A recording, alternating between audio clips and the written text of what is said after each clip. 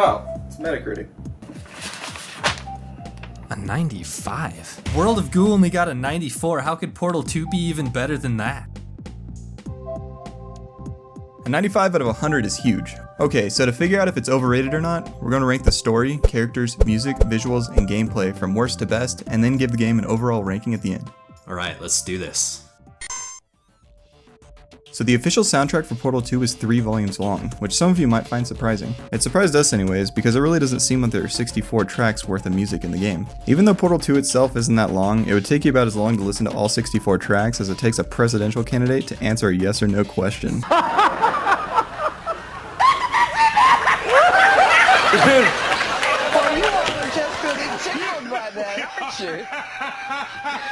Portal 2's music is more like a part of the setting of the game than a traditional soundtrack, so most of what you hear is the droning sound of science happening in the background while the actual music stays mostly tucked away. It's good, it just doesn't show itself off all that much, which is why we thought it was right to give it last place. The song Still Alive from the first game is classic, but I actually think I like Want You Gone from the end of Portal 2 even more. There's a lot more emotional implications in the lyrics, and it got to me. I can't remember the last time anything's made me feel the way the end of Portal 2 did, and it was for sure the music that made the moment so special. The music gets 17 points out of the possible 20, because like David said, it's actually pretty good, it's just a little bit too absent.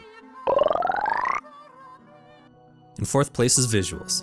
Chell is only human, and everything in Portal 2 is quick to remind her that she's not supposed to win this fight. Seeing Mother Nature run her course through the misty abandoned labs of Aperture is a beautiful and almost reverent experience, and it's a perfect backdrop for Chell's struggle against a higher and inhuman power. Portal 2 isn't about scouring every inch and corner of every room. The game rewards you with small and amusing details just for absorbing the setting as simply as it's given. It keeps the game moving forward smoothly while keeping the environments entertaining enough not to feel too linear. The one problem though is that you'll start to notice that the look of the levels start to feel pretty similar to each other. For good chunks of the game, it's boxy grey room after boxy grey room, and while maybe that's well suited to Chell's dilemma of being subjected to the same tests over and over again for the rest of her life, some variety would have been welcome, I think. Overall though, it's entirely captivating, and the huge scale of it all compared to the relatively tiny Chell make the heart skip a beat or two. The visuals reinforce the theme of man against machine incredibly well. They get an 18 out of 20. So deep in an underground laboratory, Chell wakes up and learns that besides herself, all of humanity is basically gone. She sets off on what first seems to be like another telling of the same old survive the apocalypse kind of thing, but what starts as a mildly intriguing idea turns into something more personal. And by the time the story really gets moving, Gladys' journey of self-discovery quickly snags the center of the stage. Portal 2 never lets you settle in one frame of mind either. It switches from suspenseful to funny to awe-inspiring at the drop of a hat, sometimes even within a single room, but whatever it decides to be, it's always super enjoyable. I feel like I'm playing I Have No Mouth and I Must Scream, but it's told by Simon Pegg and Nick Frost instead of Harlan Ellison, and they can't quite keep serious. We seem to be made to suffer. It's our lot in life. Bloop, bloop, bloop, bloop. What? It's like the world just ended and I'm not quite sure how I should be feeling about it. It's kinda weird. The writing feels like it took a lot of inspiration from the old LucasArts games like Monkey Island. The dialogue is so clever and funny that it almost takes me by surprise. It's an amazingly well-written game from top to bottom. The story gets 19 points out of 20 for great delivery and just for being really interesting in general. In second place is gameplay. Portal 2 feels like the natural evolutionary descendant of Pong. At its foundation is one simple and intuitive mechanic, and everything else around it exists only to support that singular idea. The game feels like it's too well crafted and organic to have been designed by a bunch of separate human beings or something. I feel like Valve just found it one day sitting on the floor of some jungle after 10,000 years of being molded by nature.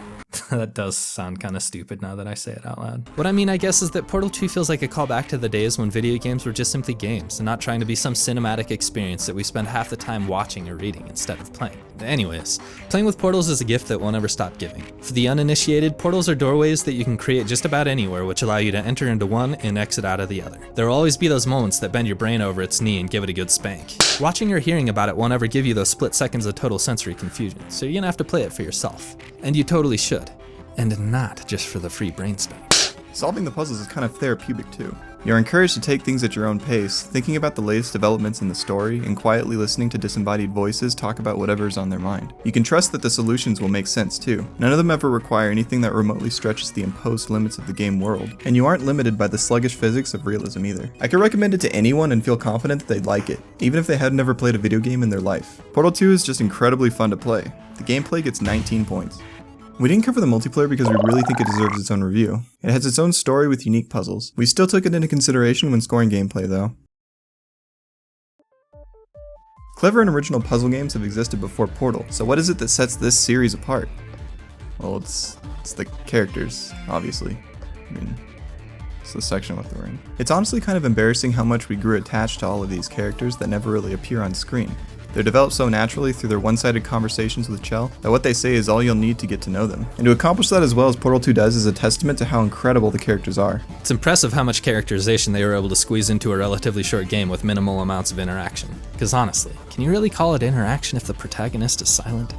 Talking to Chell is like talking to a brick ceiling. But the game just had me bleeding out sympathy, even for the turrets and cubes. We even tried not hurting them if we could help it. I mean, just look at these little guys. And I can't even begin to tell you how much I love GLaDOS. I honestly, I think I might actually love her. Maybe not.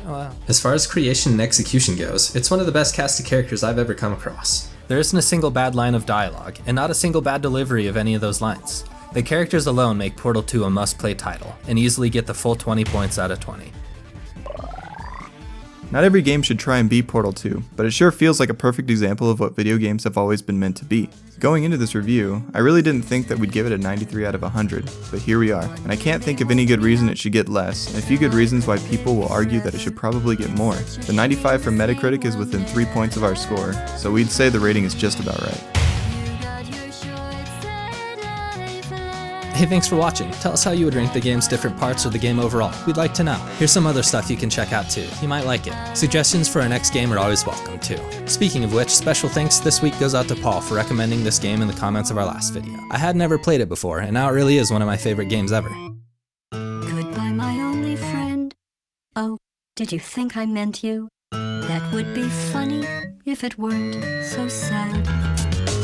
Well, you have been replaced. I don't need anyone now. When I delete you, maybe I'll